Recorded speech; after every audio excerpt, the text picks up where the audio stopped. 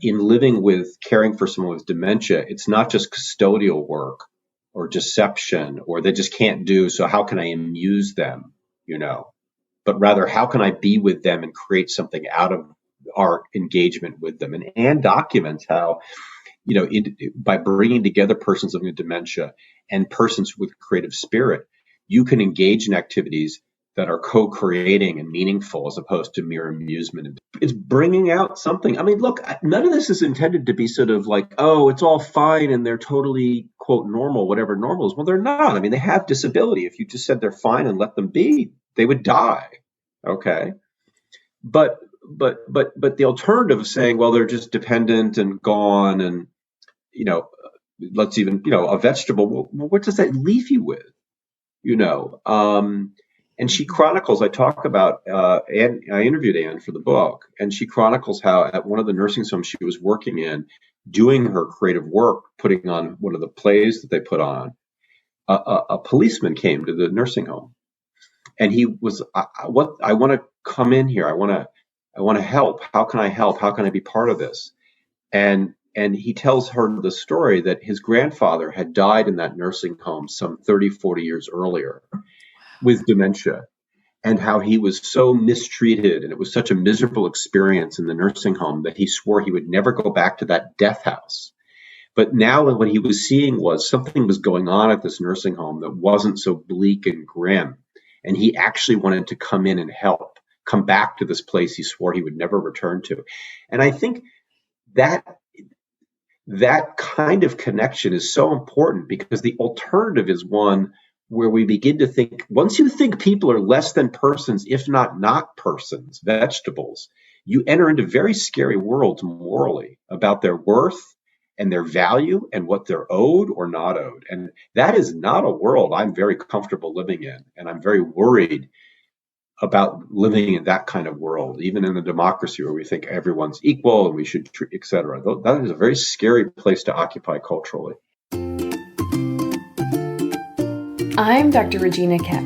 I'm a board-certified clinical psychologist, and I specialize with older adults and families. I created the Psychology of Aging podcast to answer some of the most common questions I get about aging. Questions about mental health and wellness, changes in the brain, like with dementia, relationships and sex, caregiving, and even end of life. Like I say in my therapy groups, no topic is off topic. We just have to have a healthy way of talking about it. So if you're an older adult or caring for one, you're in the right place. Let's get started. On today's podcast, I interview Dr. Jason Karlawish. He's a neurologist and co-director of the Penn Memory Center and is on our podcast answering some of your burning dementia questions, like what is mild cognitive impairment? And what's the difference between mild cognitive impairment, dementia, and Alzheimer's disease? What are some of the best tips for staving off dementia when you have a mild cognitive impairment? And in the field of dementia and dementia care, there are some debates around the pros and cons of an early diagnosis of a dementia disorder. And Jason Karlawish and I talk about that. Toward the end of the episode, Dr. Karlawish and I dive deeper. And we talk about how we as a society value human life, including topics like why dementia should be seen as a disability that deserves accommodations, and why we need to stop using harmful metaphors like zombie or vegetable of people living with dementia. I hope that you listen all the way through because that conversation at the end is probably one of the most important conversations we need to be having about people living with cognitive disorders. Let me tell you a little bit more about Dr. Jason Karlawish. Jason Karlawish is a physician and writer. He researches and writes about issues at the intersection of bioethics, aging, and the neurosciences. He's author of the recently published book, The Problem of Alzheimer's: How Science, Culture, and Politics Turned a Rare Disease into a Crisis, and What We Can Do About It. His essays have appeared in the New York Times, the Washington Post, Forbes, and the Philadelphia Inquirer. He's a professor of medicine, medical ethics, and health policy and neurology at the University of Pennsylvania and co-director of the Penn Memory Center, where he cares for patients. Let's jump into the episode with Dr. Karlawish. Can you start by telling us how you got interested in studying dementia and memory disorders? Sure. Yeah. I mean, in the book, I talk about that actually as to sort of how I became an Alzheimer's doctor. It's at the midpoint actually of the book where things start to inflect from why did it become a crisis to what are we going to do about it, and part of what we're going to do about it is, well, we need more Alzheimer's doctors. So I sort of reflect on why I became an Alzheimer's doctor. I was originally going to pursue, and I was matched actually to pursue training in critical care medicine, and was starting doing that fellowship work, but had become more and more interested in aging during my residency. And during my fellowship work, I was assigned to moonlight at a chronic ventilator unit. So these were individuals who were quite sick, dependent upon technology for their very life. And I sort of became fascinated about how is it that these mostly older adults had become so ill and sort of reached this point in what was almost like a high-tech nursing home, and just began to see a lot of interesting intersections and parallels to the lives of older adults. And that was all very well interesting academically, but then personally, I had a major event occur, namely my grandfather, who had dementia, fell at home, broke his hip, got sent off to a leading urban academic medical center, who repaired the hip with the best of technology, but it was kind of a medical funhouse of madmen. And he would ultimately die 6 months later of all the complications that would ensue, delirium, et cetera. And I sort of had a wake-up call at that point, which is, there's nothing wrong with critical care. We need critical care. Certainly COVID has shown us that. But we didn't need more critical care doctors. We needed more doctors who were going to take care of people like my grandfather. He never got a clear diagnosis. We sort of just figured things out as best we could, et cetera. And of course, once he got into hospital with some of the common complications caused by dementia, namely a fall with hip fracture and delirium, and here he was at this top-flight academic medical center, and they essentially slowly killed him. I decided I need to make a change. And so I switched to geriatric medicine. I was the only fellow for 3 years at the University of Chicago, which was great. I got to do whatever I wanted outside of my training. And so that allowed me to really pursue interest in areas of ethics that I was very interested in. And so that naturally led me to kind of issues around research ethics related to dementia. And to make a long story short, I sort of walked into that topic. And that was 20 some odd years ago. And I've still been working in that area of sort of ethical issues as they arise in the care of persons living with Alzheimer's disease, dementia, mild cognitive impairment. That really speaks to me. I'm on the Georgia Psychological Association Ethics Committee, and I'm the only one on that committee who specializes with older adults. And I present nationally on actually one of my favorite ethical dilemmas in Alzheimer's care is capacity to consent to intimacy. Yeah. And some of the benefits of intimacy and in the context of dementia disorder, and also some of the risks and challenges if a person is hypersexual or so on. So I feel like we're a match made in ethical heaven. Indeed. Now, just for folks who are still learning about dementia, can you give an overview of mild cognitive impairment and how that's different from dementia disorders and Alzheimer's disease? No.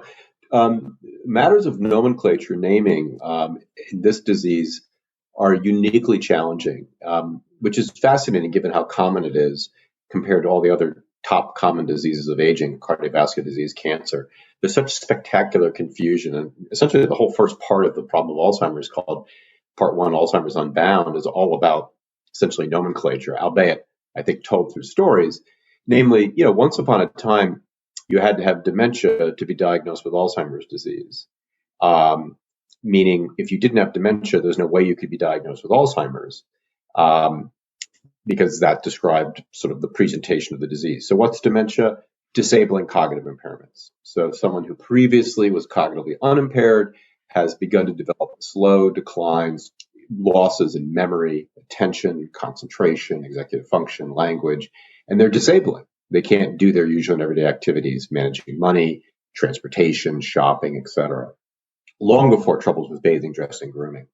That's dementia. And that sort of structure, first say they have dementia, then decide based on the history and exam that the cause is Alzheimer's disease as opposed to Lewy body disease, Parkinson's disease, normal pressure hydrocephalus.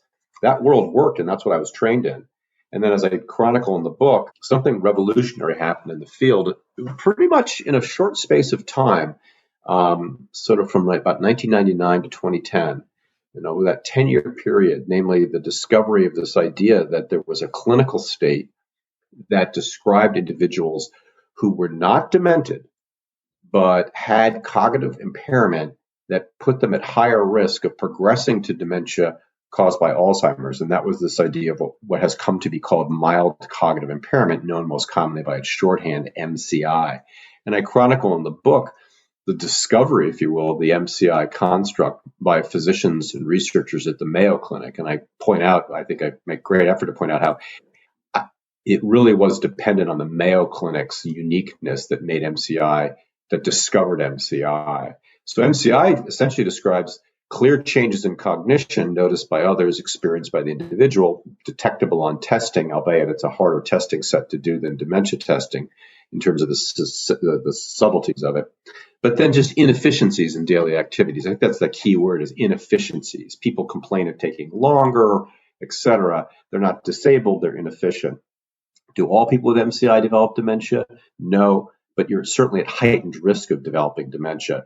And then, of course, the story gets more complex as I wrap up part one in a chapter called the Olympics of Pharmacokinetics, where we began to discover biological ways to measure in life the biological measures of the disease instead of waiting until people died, which is the story of the biomarker, of course. Now, you mentioned not all people with MCI go on to develop dementia, but do you have a sense of the percentage? Yeah, well, it depends.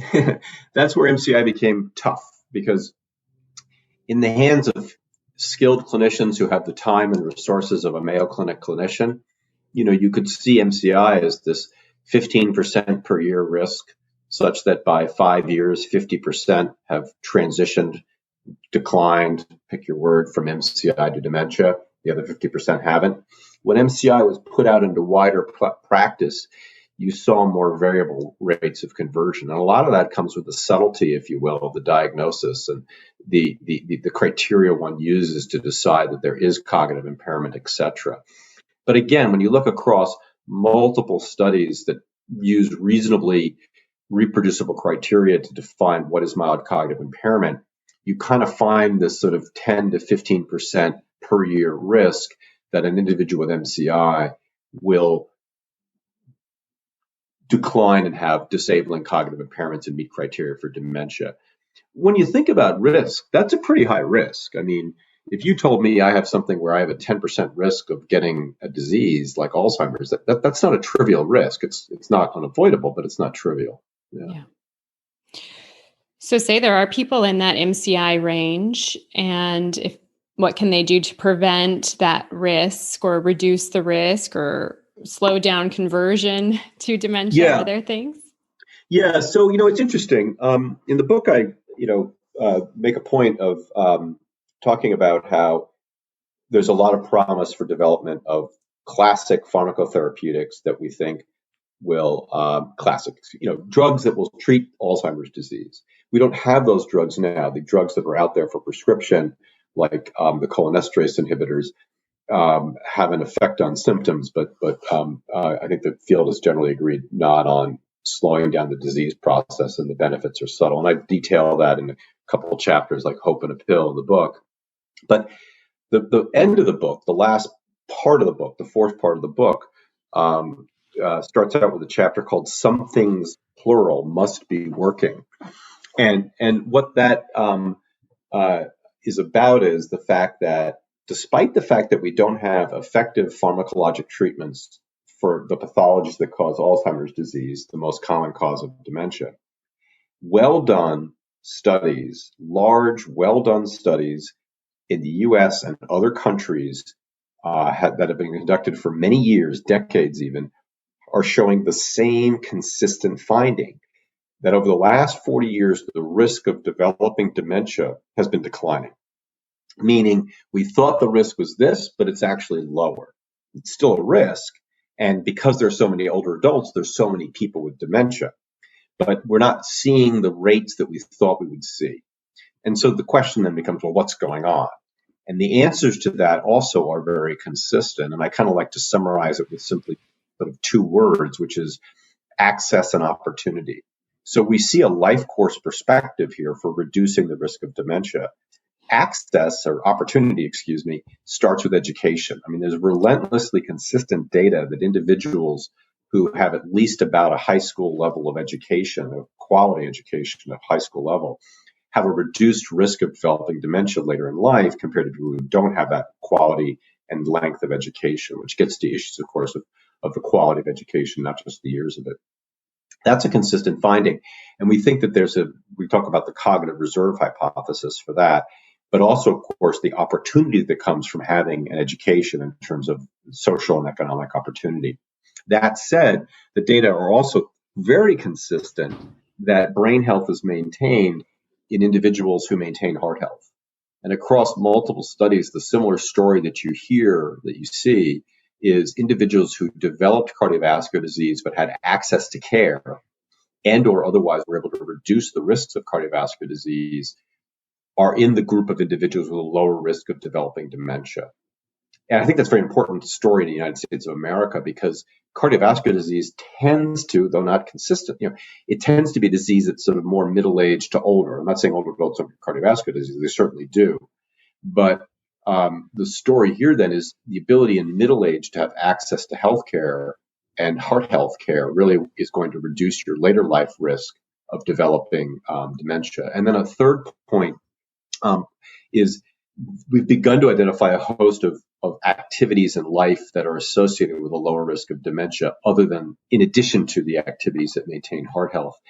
And actually, I think a great site to learn more about that is the AARP's Global Council on Brain Health. It's a very useful, summative assembly of the data around physical activity, social engagement, diet, supplements. What do we know, and what is really the evidence to support or not support whether they actually maintain brain health? And I would recommend to your listeners the Global Council on Brain Health's website to really learn what can I do to maintain my brain health.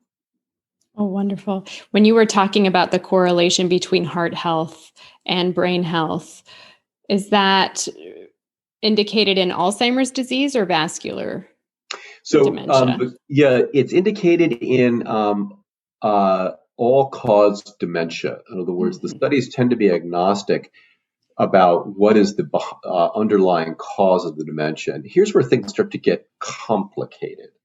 Namely, the borders between where Alzheimer's ends and where vascular dementia begins are not sharp borders. I almost in an earlier draft of the book, I had this idea of the Sargasso Sea of Alzheimer's. And the Sargasso Sea, it's a sea that is in the Atlantic Ocean.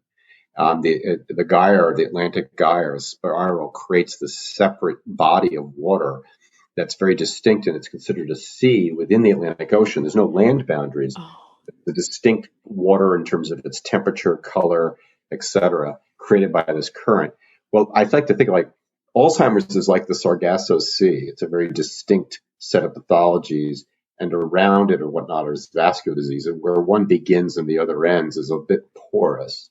And so I guess the point I'm getting at is that the things I was talking about that are related to vascular health, I think the theory, and this is a theory that has been developed, is that they're overall maintaining the health of brain cells so that in the setting of the pathologies like Alzheimer's disease, the brains, and this is where things get a little metaphorical, but more resilient, if you will, to the presence of pathology compared to someone whose brain cells are not as healthy, if you will. That seems to be what the data is pointing us towards. Okay, so we're talking about prevention of dementia disorders, where one dementia disorder begins and the other ends. There is a lot of debate among aging groups, among dementia groups around the pros and cons of the benefits of early diagnosis of dementia. Is it helpful for people to know that they are in the early stages of dementia? Is it harmful? Is it causing more angst than necessary? Does it set us up so we can do things to protect our brain? Yeah. Can you talk a bit about the pros and cons of early dementia diagnosis, or when we diagnose dementia early on in the disease course? Yeah. So I'll make one point that I spent a fair amount of time in the book when I talk about why did this disease become a crisis, to emphasize that it became a crisis not because simply there are a lot of older adults and age is a chief risk factor for developing dementia, but because we have failed to set up a healthcare system that provides people adequate diagnostics and treatment. And so I think when people have these sort of debates about the value of early diagnosis, I often want to make sure, are we having this debate because how lousy the system is for care, that what's the point of figuring out what's wrong with me? Or we're having this debate that even in the setting of a, quote, good system of care, we still wouldn't want to figure it out. So I'd like to focus on the latter. I'd like to imagine a system where if someone has cognitive complaints, they can get a clear answer to what's wrong with me and access to the kind of care they need if, in fact, they're diagnosed with cognitive impairment. And within that system, I do think that fundamentally, where there's a chief complaint of I've got memory problems, there's a value to identifying them early. Why is that? Because when memory problems become disabling, people suffer. They suffer losses in finances. They suffer harms from medication errors. They suffer harms from a reduced social activity and flourishing in life because they don't go out as much, et cetera. Those are all harmful to well-being. And if someone is identified early in the course of having cognitive impairment, even at the mild cognitive impairment stage, I would argue that that is their opportunity to begin to organize their life so that if they are suffering more disability, they don't have the harms of that disability, such as, for example, making mistakes in their finances, being scammed, abused, exploited, such as having an increasingly narrow social space that causes increasing loss in cognition, loss in well-being. I think that those are really very valuable things. And in addition, to begin to plan to have who else will help me live my life the way I want to live, rather than waiting to that stage of dementia where people lack an awareness of what's wrong, are resistant to help. And for them and for the people who care about them, you're dealing with endless 3-alarm fires because you never really organized that system of care. I think that, to me, those are incredibly morally, ethically, and clinically valuable interventions. Now, the missing actor in all of this, of course, is an effective treatment that a doctor can give, like the way they give a statin, to say if you take this, you're going to reduce your chances of having a heart attack, or in the case of Alzheimer's and related diseases, reduce your risk of having more cognitive impairment. I think once you introduce a treatment like that, you increase, I think, the obvious value of early diagnosis. But of course, that comes with its own set of challenges, which we can certainly talk about. I wholeheartedly agree with you. It seems paternalistic at some level also to withhold an early diagnosis. I mean, isn't it for the family and the person living with dementia to decide if it's valuable? I think where there are complaints, they need to be worked up. And to have a system and or a culture that says, oh, until you make a lot of mistakes and whatnot, we're not going to pay attention to it. I think that's a failure of the system, not an appropriate provision of the care people need.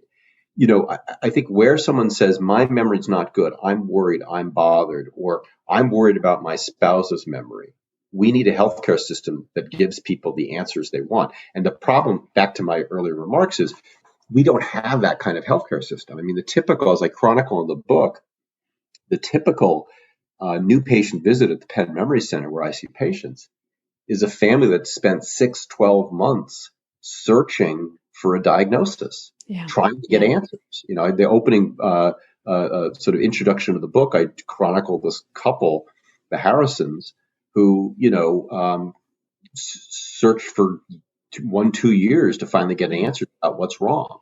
That's just unacceptable. I mean, the parallel would be, imagine people showing up at oncologists with anemia, weight loss, et cetera, having been sort of bounced around from various doctors because they couldn't get a clear answer as to why they were having anemia and weight loss from, say, a now widely metastatic colon cancer. I mean, we would view that as unacceptable, but that's the situation that we're currently living in with cognitive impairment in older adults, and that just simply has to change. And I lay out in the book what needs to be done to change that.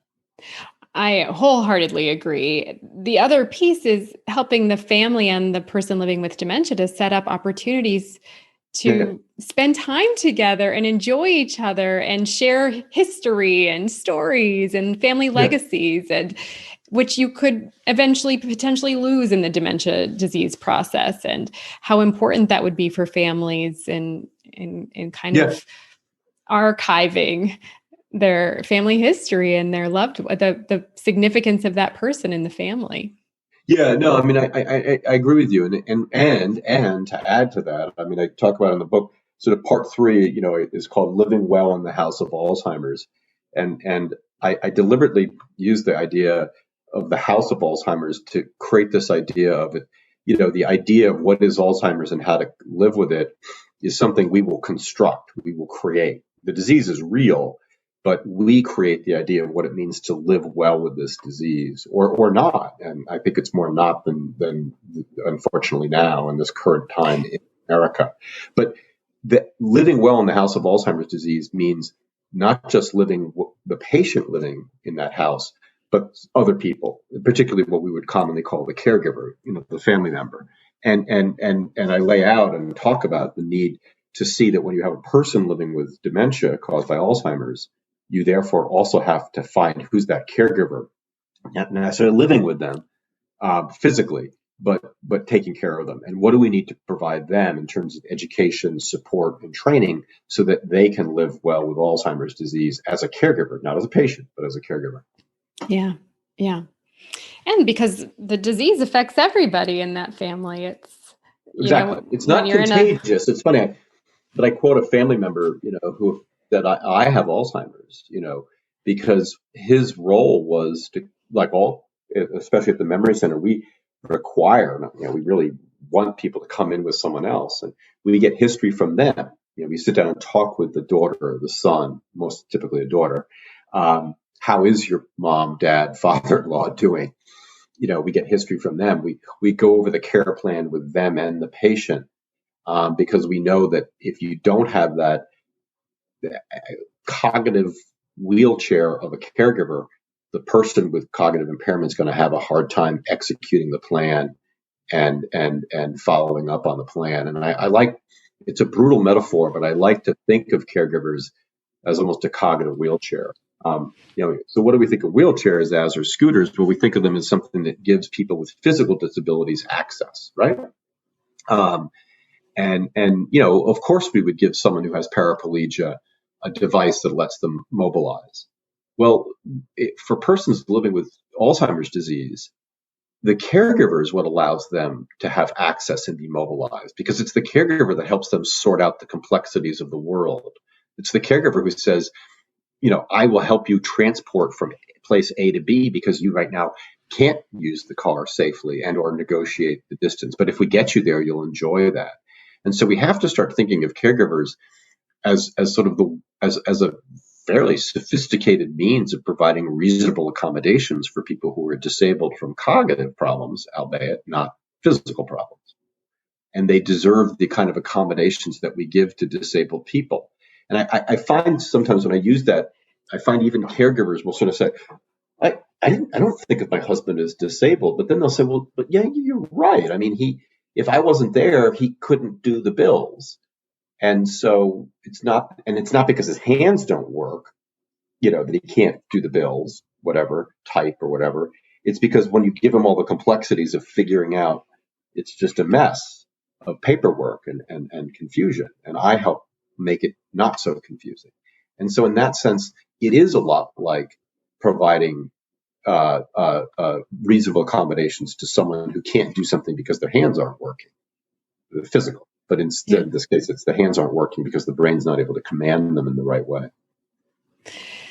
And then there lies the intersection of ageism and ableism, because we have all sorts of biases toward older adults in general, and then folks living with disabilities, in addition. And so that creates a double jeopardy in terms of access to resources, how they're treated, and then if they have other diverse identities, that could create other jeopardy. Yeah, no, the stigmas that haunt this disease are profound and awesome. You've got a disease here where even professionals, well-meaning people like you and me, will talk about death before death, and people with Alzheimer's die twice, first in mind and then in body.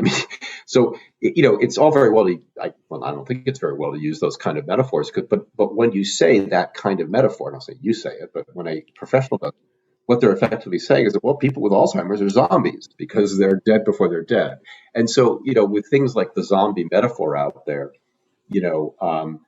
talking about, hi, I'm a person who has dementia, I need help, is putting out there a word that now will have people avoid you and say, oh, death before death, et cetera. And so the stigmas that surround Alzheimer's are devastating. And in the book, I chronicle how,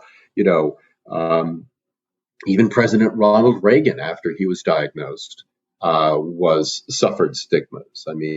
I chronicle how Reagan's former ambassador to the United Kingdom, Walter Annenberg, was quoted in the New York Times saying, I prefer to remember him as a vigorous fellow, not the way he is now, so I just don't go see him. Well, what Annenberg was saying was, I'm not going to go see Ronald Reagan anymore, so I'm going to avoid him. And in doing that, also, he was avoiding Nancy Reagan, his wife, saying, I'm not going to be with her. So that's why, finally, patients and family members will say, well, no one comes around anymore. Everyone's kind of avoiding us. And you'll hear this from patients. They don't want to tell people because they know they'll be treated differently. They'll be avoided. They'll be, in a word, stigmatized. Mm-hmm. Yeah. Yeah, or I don't know what to say. And I hear this from mental health providers too. And, I love mental health providers. I think we are well-meaning. And then there is the fear, we're all in the business of health and healing. And then there's the fear and health, healing, and social justice, right? And then there's a dementia diagnosis and a person living with a dementia diagnosis. And I would often hear from mental health providers, well, there's nothing I can do with them because they have a dementia diagnosis.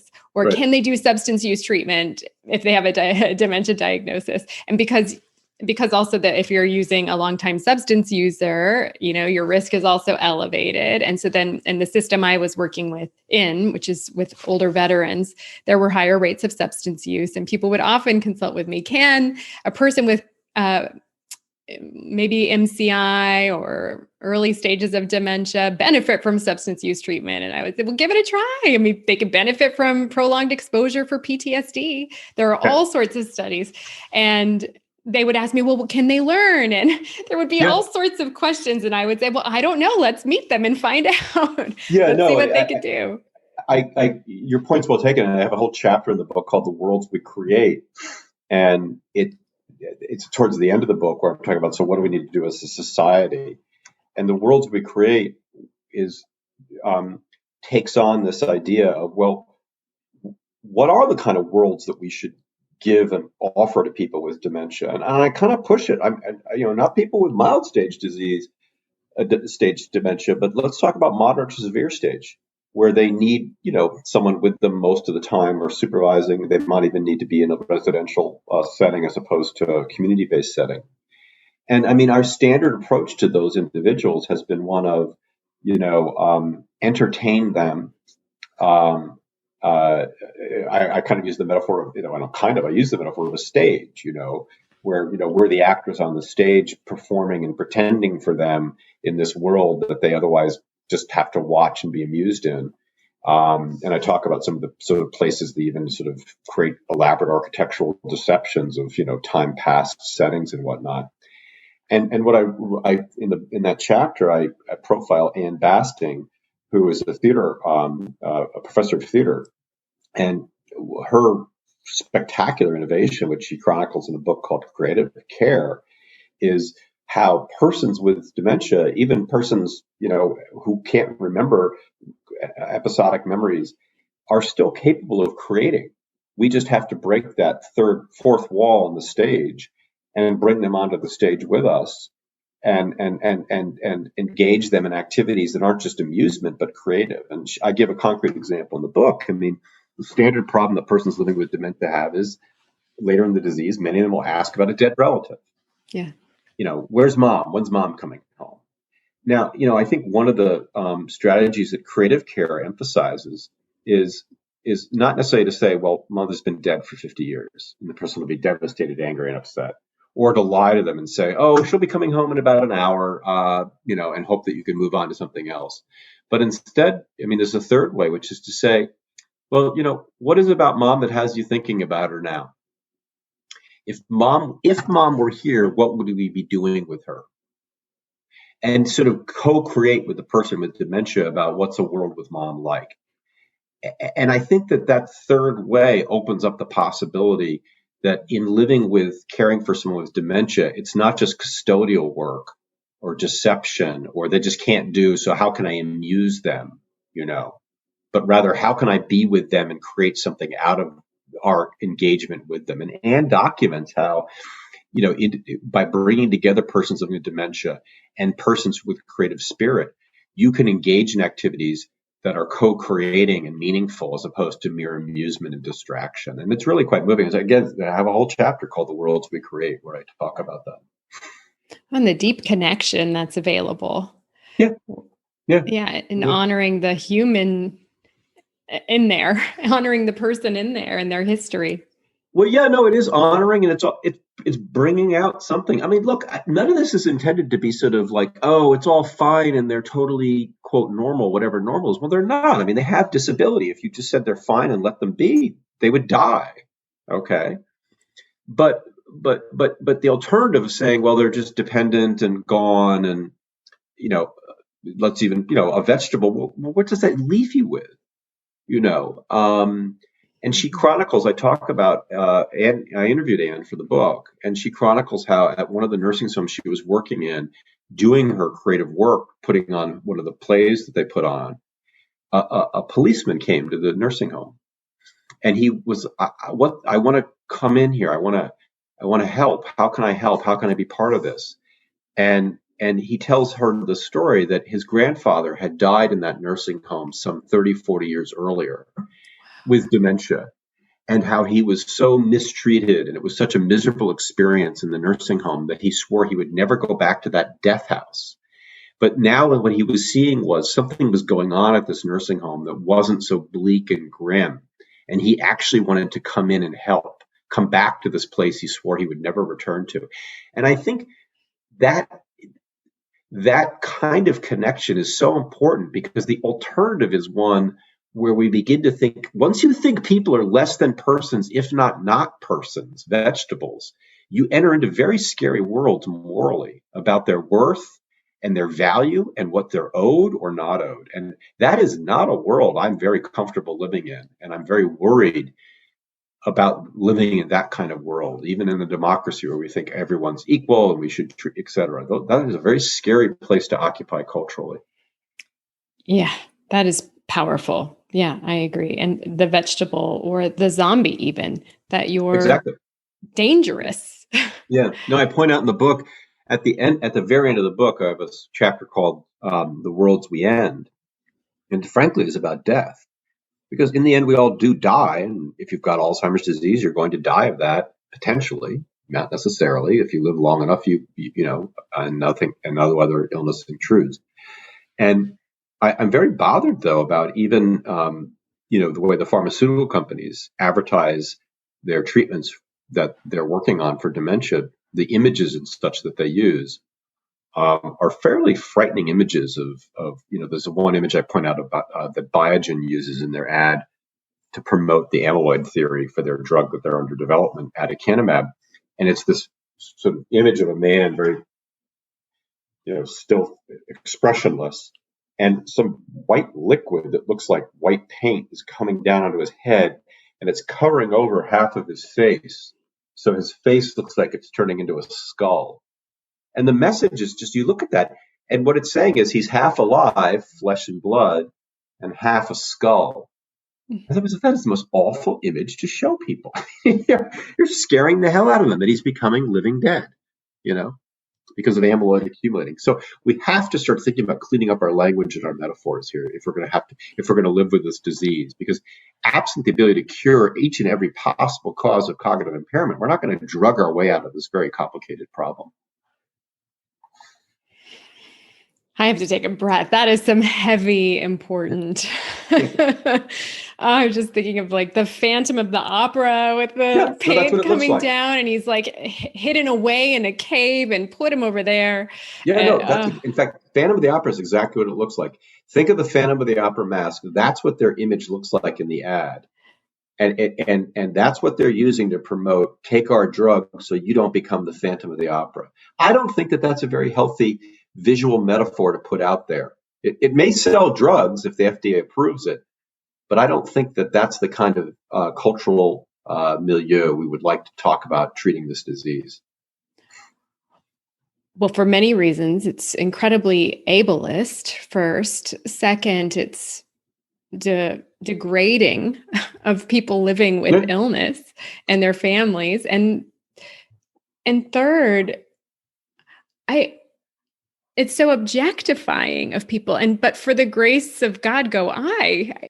Look, the issue I closed the book on is short of treatments that treat and cure and each and every possible cause of cognitive impairment, we're going to have to learn to live with some degree of cognitive impairment. And we have to start to think as a society what I think is one of the most hot button, difficult ethical challenges once we have effective treatments, but they're not cures. And that is that the very same thing we're trying to preserve people's autonomy. Someone could arrive at the decision out of their own autonomy. I no longer value the state of my cognitive impairment. This treatment isn't working anymore, and I want to stop it. And I think all of us would say, well, of course we're going to respect that. But then what's treatment follows that? How would we care for a person after that when they stop treatment that's slowing the disease?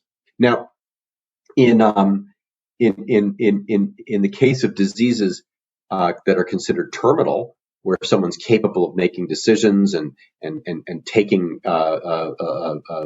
end of life lethal doses of medication through, and half the states of the union, half the population of America have access to assisted suicide, physician aid in dying. That's available. But if death for Alzheimer's is years away, and in those last year or two, certainly the person's not able to make the decision and exercise that. So they don't have access to aid in dying. And so we're walking our way to a very complicated conversation as a society of, I don't want treatment anymore. I don't want to live into the severe stage of the disease. I want X. And what will X be? What will that be? And I don't think we should enter into that conversation haunted by metaphors of Phantom of the Operas, death before death, etc., because we're setting ourselves up for the answer being fairly focused on death. So anyway, back to the worlds we create. I think we have to think about how can we create worlds that we create with persons living with dementia despite the severity of their disability. So those two chapters, Worlds We End, Worlds We Create, are kind of in a conversation, if you will, about how to live with cognitive impairment, particularly severe stages of cognitive impairment. And how much we're valuing people and helping them feel a sense of value and worth when their brain changes. I was reflecting as you were talking about, there was a psychologist who had Alzheimer's disease. I think her last name is Bem, B-E-M, something like that. Sandy Bem, yeah. Years ago. And I think there was an article about her in the New York Times or something, but she decided to end her life living with Alzheimer's disease. And she shared with her families and family members. I think her adult children were against it. I think on the day that she died, she went on a walk with her partner and came home and laid down with him and took her life peacefully. And I think that her adult children talk about in the article coming to terms with that, and that they weren't ready, but then, and they disagreed at one point, then they agreed at another point, and just how complicated it is. Yeah. Yeah. And I actually mentioned Sandy Bem as well as in the book Still Alice. The character, it's a fiction book. She attempts suicide, but her system she set up doesn't work. She's too impaired to implement the system she set up. And I talk about a patient of mine who had mild cognitive impairment caused by Alzheimer's disease and was picking up more and more cognitive problems from her day-to-day function. And she ended her life. And I think, I have to, it's interesting when it's very interesting. Those are all stories typically of women, typically upper middle class, highly educated. So it's a very interesting kind of set of characters there. And none of my remarks should be construed to be critical of that. But I think we have to think about what position are they taking? Where are they standing with that? And where many of them are standing are, I fought so hard to be where I am in life. Okay, Sandy Bem, her story is very interesting. She early in her career took on the role of an activist to try and use the science of psychology to rid our culture of the biases that were woven into it around what women could and could not do. So for example, her research was instrumental in a Supreme Court case that ruled that you could not list in a newspaper jobs separately for men and women. Once upon a time, newspapers would have jobs for men and jobs for women. And she used her science to show, without getting into the details, that was essentially a biased approach. And the Supreme Court ruled you couldn't list jobs separately for men and women. So I get the position of someone like Sandy Bem, who fought so hard to have her autonomy respected, that a disease that takes away her ability to self-determine her life is so dreadful. But I would then hope that in the world we live in now, where we don't list jobs for men and women, where we don't say to a person of color, you can't do that because your skin is brown, where we don't say to someone who has love for someone of the same sex that you cannot have that relationship, that is wrong. I would hope in a world where all those biases are stripped, that we might say loss of autonomy is not so dreadful because we're all here to help preserve each other's autonomy and value. And value. And so that's kind of, I think, where we need to go as a country culturally in our next step. And so I respect what Sandy Bem did, but I would like to view it as a cultural moment in a reaction to someone who came from a world that was so hell-bent to let her not do what she wanted to do. But we don't, I think, live in that world now, although we still have tense conversations, oddly, as a society about that, namely who can and can't fully realize their ability to live the way they want to live, fully exercise their autonomy. Thank you so much for this really thoughtful, deep, profound, poignant conversation about You're welcome. Alzheimer's disease, dementia, how much we value people, the worth of people, and the society that you and I think millions of others want to live. Thank you so much. I want to encourage listeners to buy your book. And for folks listening, the book is called The Problem of Alzheimer's: How Science, Culture, and Politics Turned a Rare Disease into a Crisis and What We Can Do About It, by Jason Karlawish. So where can people find your book and learn more about you? So people can learn about me and my work and my writing at my website, jasonkarlawish.com.